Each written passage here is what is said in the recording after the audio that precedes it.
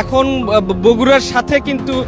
বা উত্তরাঞ্চলের সাথে কিন্তু সারা দেশের যে রেল যোগাযোগ সেটি কিন্তু এখন বন্ধ রয়েছে। আপনাদেরকে একটু জানিয়ে রাখতে চাই যে ঢাকা থেকে নীলফামারীগামী এই যে নীলসাগর এক্সপ্রেস ট্রেনটি রয়েছে, এই ট্রেনটিরই কিন্তু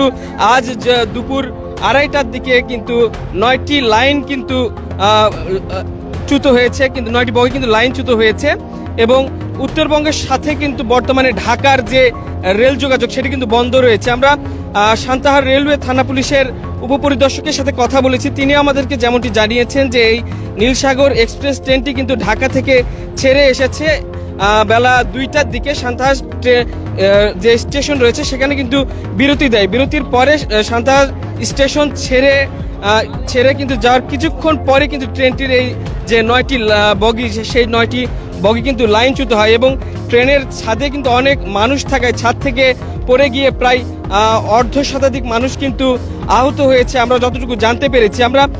আদমদীঘির থানার যিনি ভারপ্রাপ্ত কর্মকর্তা রয়েছেন আতাউর রহমান, তার সাথে কথা বলেছি। তিনি আমাদেরকে যেমনটি জানিয়েছেন এই যে নীলসাগর এক্সপ্রেস ট্রেনটি রয়েছে এটি লাইনচ্যুত হওয়ায় কিন্তু বেশ কয়েকজন যাত্রীও কিন্তু আহত হয়েছেন এবং তাদেরকে বর্তমানে কিন্তু আদমদীঘি উপজেলার যে স্বাস্থ্য কমপ্লেক্স রয়েছে সেখানে কিন্তু এখন ভর্তি করা হয়েছে এবং